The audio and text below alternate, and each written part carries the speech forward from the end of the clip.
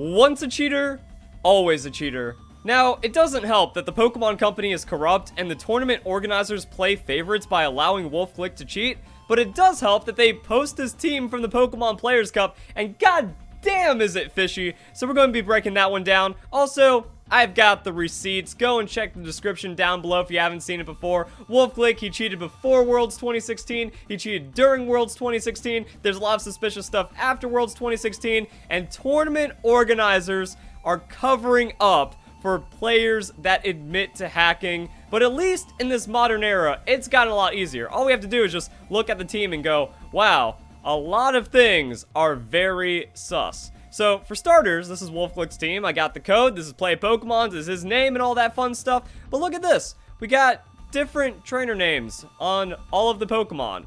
That is a major sign that something is going up because you just have other people cheat for you, and then that's it. And a lot of people try to defend this by saying, well, Wolfie gets a lot of Pokemon from his fans, so it's not his fault if they're hacked. Actually, it's 100% his fault. The Pokemon rules explicitly state you are responsible for every Pokemon you use, regardless if they were traded for or not. So if you bring a cheated Pokemon, you are on the hook for cheating. And since Wolfie has a history of cheating in the past, it's very likely he's just knowingly accepting these hacked Pokemon and he doesn't care. And the thing is, a majority of competitive Pokemon in Pokemon Sword and Shield are hacked because the hacking is just that much out of control. Hell, there's bots out there just distributing Pokemon non-stop. So in a game of tens of millions of hacked Pokemon, if you did not get the Pokemon yourself, or if you could not 100% confirm its origins, that Pokemon is going to be hacked, especially when we got suspicious stuff like this going on. So let's check out the Moltres. For starters, it's got 0 attack IVs. Now that's actually pretty tricky to do on a legendary Pokemon, because a legendary Pokemon like Moltres caught in the wild will roll for 3 guaranteed IVs. Now because of hyper training, we can't look at a 6 IV legendary like we could in the past and say, oh, that's clearly hacked. But with this, that means it has to avoid rolling max IVs in the attack. That's a roll right there. And then to get 81 on the attack, that's a 0. Now, to be fair, it's 1, 2, 3, and then 4 is when it kicks up. So there's that chance, but also avoiding the 31 IVs in attack and then just getting the RNG for that stat. But most likely, it's 0 IVs. So I'd say 1 in 64 just for the Moltres right there. And I would put money that this is a 0 IV Moltres anyways. Now, the hackers might be getting more advanced, so they could just hack into 3 IV and be like, look, it's wild caught, even though it's still a cheated Moltres. But this is the one that gets me.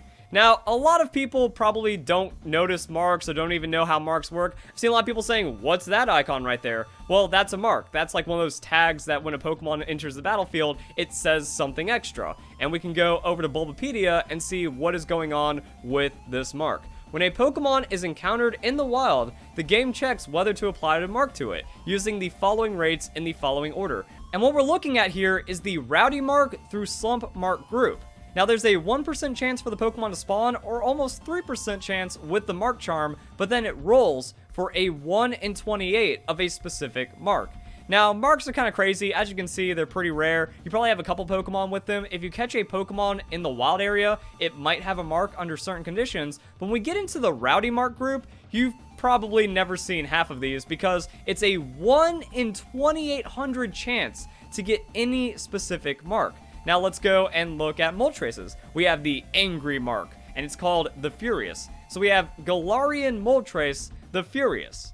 This is a targeted mark. This isn't, oh, they have a 3% chance of getting this one with the Mark Charm. No, the Angry mark works with Moltres' theme. This is like having a shiny Pokemon. That's like, oh, you're showing off with something cool. See how it makes sense? Fiery Wrath, Berserk ability. Galarian Moltres is just the furious, angry, flaming chicken. So that's incredibly suspicious. Has all the makings of a hack. So, worst case, we have a 1 in 64 to get the IVs on this Pokemon, multiplied by a 1 in 2,800 chance. The odds of encountering this Moltres are 1 in 180,000. A legitimate competitive Pokemon player ain't got time for that, and it's really weird. Wolfey must be the luckiest person in the world because his 2016 Worlds team that had objectively better Pokemon than the opposition, which is the only reason why he was able to become world champion in 2016, his Raichu had odds of 1 in a billion. It took 1 in a billion soft resets to get that Raichu. Nah, ain't happening. Also, the Kyogre that he used, which didn't belong to him, would take decades of soft resetting to obtain naturally because it was a max IV before hyper training with perfect IVs, 0 attack as well. It was not legitimate. So it's funny how we see these same things from known hacked Pokemon then spilling over into Pokemon Sword and Shield from someone that has been known to cheat in the past multiple times, like his impossible Dream Ball Raichu that could only be obtained with breeding, but the only Dream Ball Pikachu was male and males can't pass down those balls. Another thing that shows he's a cheater is that he doesn't understand Pokemon legitimacy, so he keeps finding himself in these awkward positions. But yeah, one thing I want to point out is the OT of this one. It's Normie Girl. A lot of people might comment, well, that's Alpharad's trainer ID. However, Alpharad started playing on Alpha, and there's nothing to suggest. There is no evidence anywhere that Alpharad caught this Pokemon, and even though he's done like collabs with Wolfe Glick, it's not like he got incredibly lucky and gave this to him. It's actually more likely it's hacked because of the name. Some hacker just using Alpharad's name because they're a fan of him, and then just genning in tons of Pokemon like this. So yeah, the Moltres, not legit. Let's go into some of the other weird Pokemon, because then we can go and check out the EV distribution. Wait a second. Why is this Incineroar not max EVs? Well, that's an inefficient Pokemon. That means Wolfe Glick isn't cheating. However, it actually shows the opposite because of a weird quirk inside of effort values. Effort values, you can actually have a little bit of a spillover depending on how you're investing them. So, how effort values work in Pokemon is that a Pokemon can have a total of 510 EVs. However, EVs only increment a stat every 4 EVs. It's those extra 2 EVs. It doesn't matter where they go because they do nothing. So when we look at the Incineroar, you can't do anything else with these stats. They are maxed out. They're as efficient as they can get. And if we compare it, this is what we have. Now, another funny thing is that idiot Wolfey supporters, they're like, well, how do you know the Moltres is 0 IV? Well, we can just plug the stats into a calculator so we can see the EVs, we can see the IVs, even without having direct judge functionality or the Pokemon in our games. This is just the rental team, so there's only so much we can see from it, but we can still see that this Pokemon is hacked. So what this means is that when you see a yellow EV summary, the Pokemon has 508 EVs because those extra 2 don't matter, compared to a Pokemon with white, which has every EV filled in.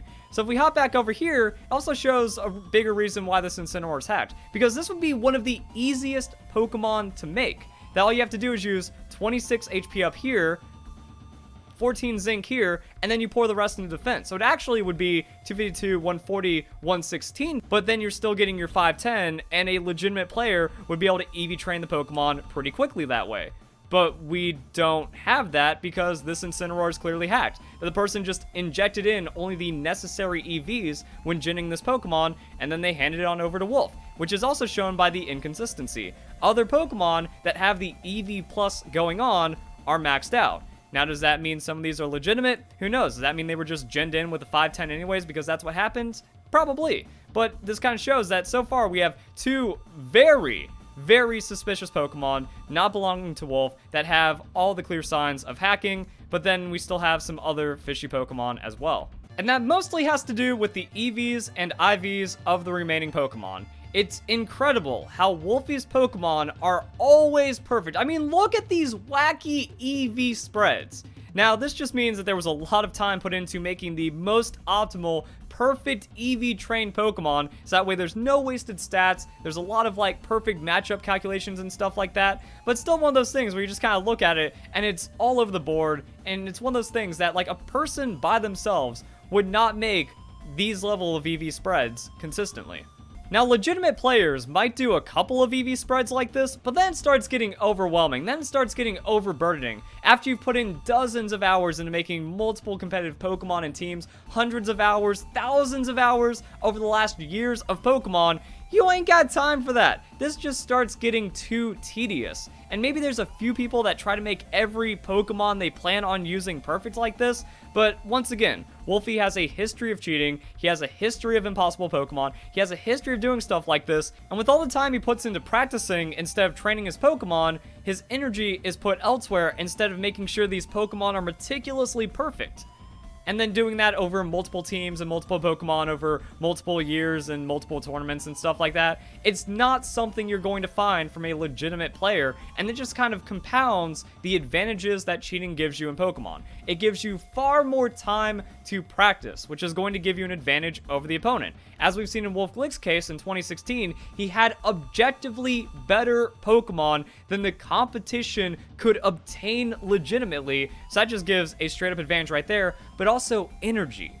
If you are spending all of your time getting the perfect Pokemon, you're going to be tired. I have experienced this. You will be fatigued from getting all of this stuff to line up perfectly from legitimate gameplay. Your training in battle is going to be less efficient because you're overwhelmed, and you're going to have less time to train because of the dozens of hours poured into your team. And even if this Pokemon's stats are possible, this Rillaboom is hacked, it's going to have better stats than anything a legitimate player is going to bring, because that's where you cut corners. Just say, I don't need this little bit of speed creep. I'm going to make it to where this EV spread is maybe a little easier, a little more manageable, something like that. It's just those little things that keep on adding up over time that prove if you hack, you have a direct advantage in Pokemon. I don't understand how Pokemon is the only gaming community that actively condones cheating and even massively supports and defends it.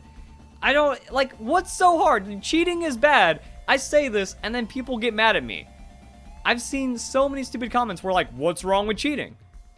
That's one of those things where it's just self-evident. What's wrong with cheating? Cheating is wrong. There. That should be the end of the story. But also, we can look at these other Pokemon, because with how overwhelming these EVs are to create inside the game, we have, like, some really weird quirks as well. So if you notice, this drops by 8 every time. Now, that's just because of how EVs work. They try to factor in at level 100, so they're kind of half as potent sometimes at level 50. So we have 8, 8, 8 for all of these Pokemon, except for the 4 in speed. So you put the 4 in speed, and that will actually give you a point. So what I mean is that this Pokemon is so statistically perfected that if it's hacked in, it does have that optimization over a legitimate Pokemon. Same thing for the Colossal, -8, so we find this little 4 here, we find these other 4 points here, to where, you know, the EVs are going to work out just fine. Also, 0 IVs in attack. You gotta breed for that. It still takes that little bit of extra time. You know, you can't bottle cap it down to 0, so that's a little extra suspicious. And then same thing with this Dragapult.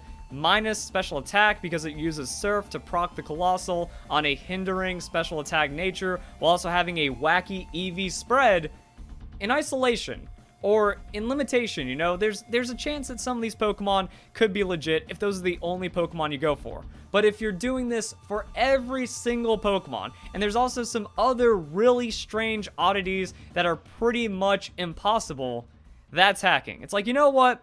2 shiny Pokemon team, maybe 3, that's fine. A full team of 6 shiny Pokemon, that's way too many coincidences to just happen like that. When you look at this team objectively, it does not come off as legitimate. All the ribbons are out of place, all the trainer names don't line up, and the EVs are fishy. By the way, that Moltres is pretty much impossible to just get yourself. So, there we go, guys. Wolfe Glick, he cheated in Pokemon Players Cup 2, he's cheated in multiple events, and it looks like nothing is going to change, and this is why the competitive scene is dying. I've talked about it at length. Like I said, check out the videos in the description. We got some really interesting stuff down there. Hope you guys enjoy the video. Hope you all have a nice day. Thank you very much for watching. Yeah, if a video ever cuts off at the end, that's because, like, there was a rendering error or something, and most of the time I'm too lazy to go back and fix it. But this is a pretty serious video, so if you guys enjoy the video, hope you all have a nice day. Thank you very much for watching. Boom.